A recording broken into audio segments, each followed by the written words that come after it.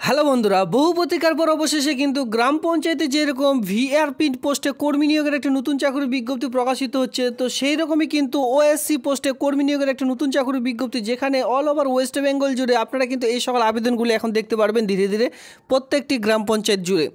তো আজকের যে আবেদনটি রয়েছে এটি কিন্তু আপনারা দেখতেই পাচ্ছেন যে ওএসসি একটি পোস্ট রয়েছে। তো এই যে গ্রাম পঞ্চায়েতগুলি রয়েছে যেখানে ভিআরপির মতো কাজগুলি রয়েছে, যেরকম ভিআরপির কাজগুলি হয়ে থাকে আপনাদের গ্রাম পঞ্চায়েত এরিয়ার মধ্যে, তো সেম টু সেম আপনাদের কিন্তু কাজগুলি আপনাদের করতে হবে গ্রাম পঞ্চায়েতে গিয়ে, ঠিক আছে, গ্রামে গিয়ে এই সকল কাজগুলি আপনাদের করতে হবে। তো বলতেই পারেন ভিআরপির মতনই কিন্তু পঞ্চায়েত ভিত্তিক একটি নতুন চাকরি বিজ্ঞপ্তি আবারও একদম নতুনভাবে প্রকাশিত হলো।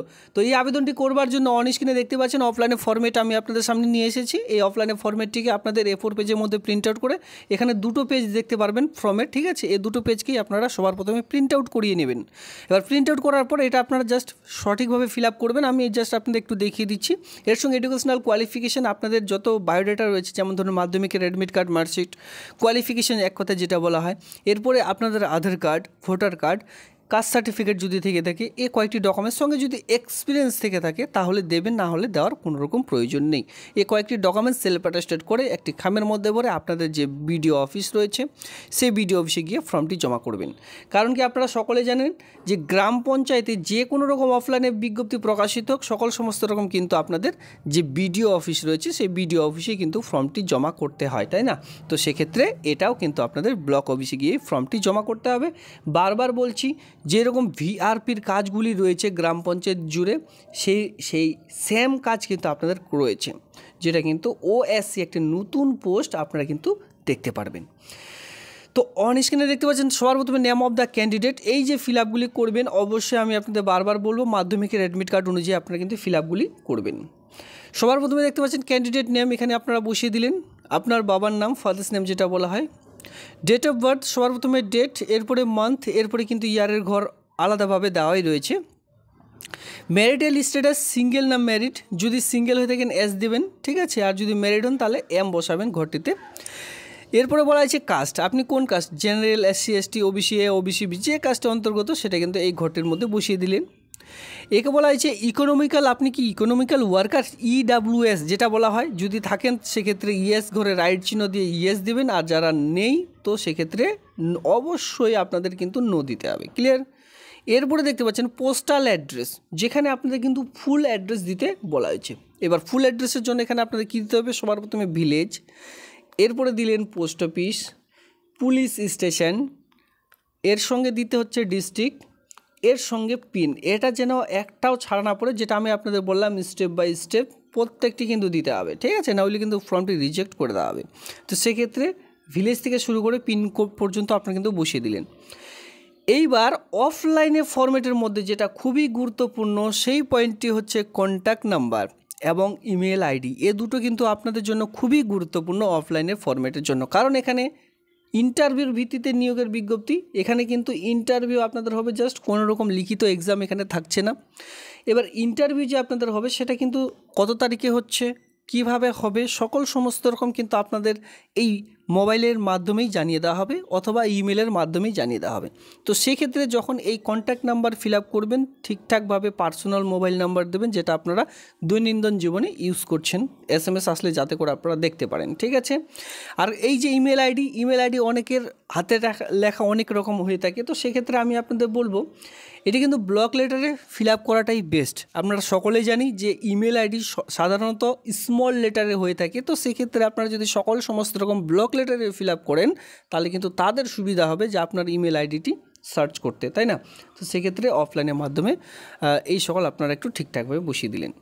এরপরে দেখতে পাচ্ছেন গ্র্যাজুয়েশন, হায়ার সেকেন্ডারি, যতদূর আপনাদের কোয়ালিফিকেশন রয়েছে, higher secondary or it is equivalent অথবা গ্র্যাজুয়েশন যেটা আপনাদের রয়েছে সেটা আপনারা এখানে বসিয়ে দিলেন। সবার প্রথমে বোর্ডের নাম, যে বোর্ড থেকে আপনি গ্র্যাজুয়েশন পাস করেছেন, ইয়ার অফ পাসিং কত সালে পাস করেছেন, আপনি কি অনার্স নিয়ে পাস করেছেন কি না, মার্ক অফ 10 কত আপনি পেয়েছেন, ফুল মার্ক কত ছিল, তার মধ্যে কত পার্সেন্টেজ মার্ক নিয়ে আপনি পাস করেছেন। এভাবে করে বসিয়ে দিয়ে নিচে চলে আসবেন।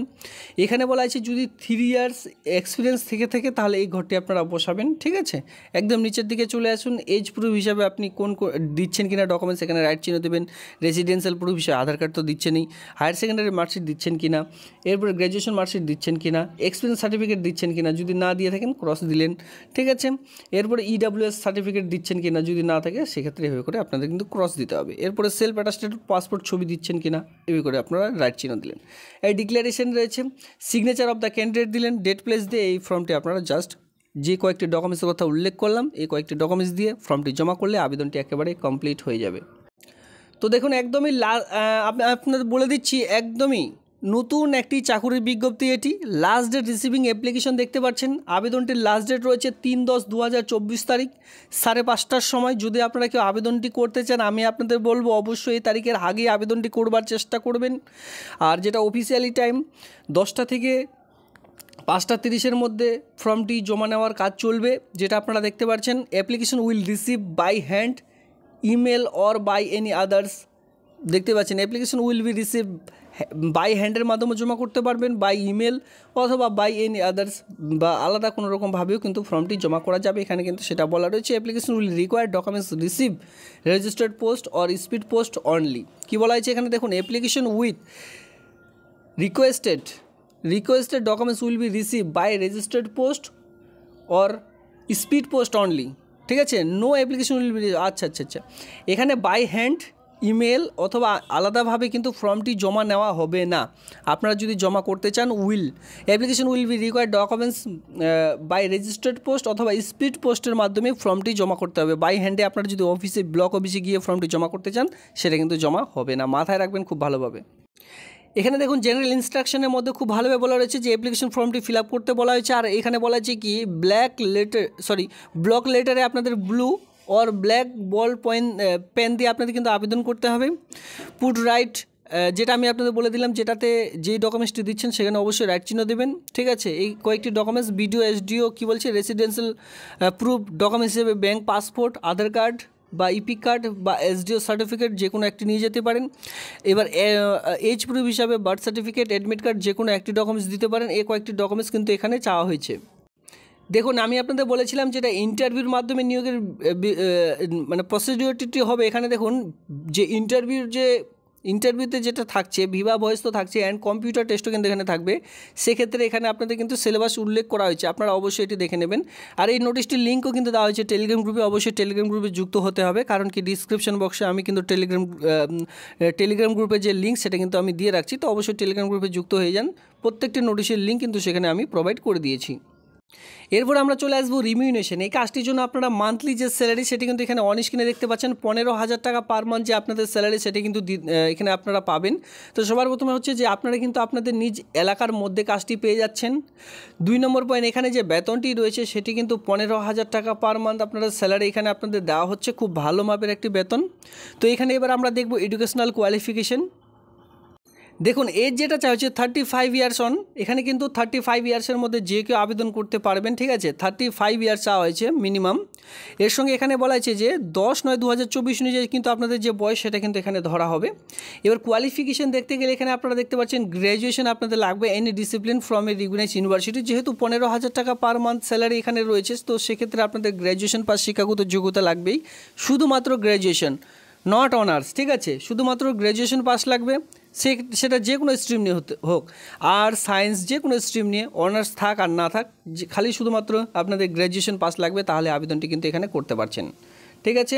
পরবর্তীতে দেখতে পারবেন আদার্স রিকোয়ার্ড কোয়ালিফিকেশন, যেটা থাকলেও হয় না থাকলেও আবেদন করতে পারবেন। সেটা হচ্ছে দেখুন knowledge of the computer proficiency in Microsoft office packages. এখানে কিন্তু আপনাদের একটু কম্পিউটারেরও কাজ জানতে হবে, বুঝতে পারছেন। তো মাইক্রোসফট এখানে দেখতে পাচ্ছেন knowledge in computer proficiency in Microsoft office packages, মানে এখানে Microsoft office, word, excel, PowerPoint, internet, এই সকল কয়েকটি কাজ যদি আপনারা জেনে থাকেন তাহলে কিন্তু এখানে আপনারা অগ্রাধিকার পেয়ে যাবেন। সঙ্গে বলা আছে reading writing and speaking in Bengali, Bangla ভাষায় লিখতে পড়তে এবং বলতে এখানে জাস্ট জানতে বলা হয়েছে। এর সঙ্গে বলা হয়েছে যাদের ওয়ার্কিং এক্সপিরিয়েন্স থাকবে কমপক্ষে 3 বছরে তারা কিন্তু ওমেন ইস্যু নিয়ে তারা কিন্তু এখানে অগ্রাধিকার পেয়ে যাবেন। তো এই হচ্ছে কয়েকটি জাস্ট ক্রাইটেরিয়া, আমি আপনাদের এক এক করে দেখিয়ে দিলাম। আপনারা আপনাদের গ্রাম পঞ্চায়েতের নাম এই ভিডিওটির নিচে কমেন্ট সেকশনে কমেন্ট করুন। আমি কিন্তু আপনাদের যেইভাবেই যেরকমই গ্রাম পঞ্চায়েত ভিত্তিক চাকরির বিজ্ঞপ্তি প্রকাশিত হোক আমি কিন্তু আপনাদের এক এক করে জানিয়ে দেবো এই চ্যানেলের মাধ্যমে। তো সেক্ষেত্রে চ্যানেলটিকে অবশ্যই আপনারা সাবস্ক্রাইব করে সঙ্গে রাখবেন। আর এটি আপনারা অনেকে কমেন্ট করেছিলেন, তো আপনাদের কমেন্টের ভিত্তিতে কিন্তু এই যে গ্রাম পঞ্চায়েত এই গ্রাম পঞ্চায়েতে প্রকাশিত হয়েছে। দেখতে পাচ্ছেন যে ওএসসি পোস্টে সাউথ 24 পরগনা জেলায়। এবার বাই পোস্ট স্পিড পোস্টের মাধ্যমে যে অ্যাড্রেসটিতে পাঠাবেন এই অ্যাড্রেসটিতে কিন্তু আপনাদের পাঠাতে হবে। আর মাথায় রাখবেন এটা কিন্তু শুধুমাত্র ফিমেলদের জন্য, ছেলেদের জন্য কিন্তু এখানে কোনোরূপ যে পোস্ট সেই পোস্ট কিন্তু নেই, মাথায় রাখবেন শুধুমাত্র ফিমেলদের জন্য। তো এই হচ্ছে আজকের এই ভিডিওটি ভালো লাগলে অবশ্যই ভিডিওতে লাইক করবেন। এমন নিত্য নতুন ভিডিও সবার আগে দেখবার জন্য চ্যানেলটিকে সাবস্ক্রাইব করে দিয়ে অবশ্যই সঙ্গে থাকবেন। ধন্যবাদ।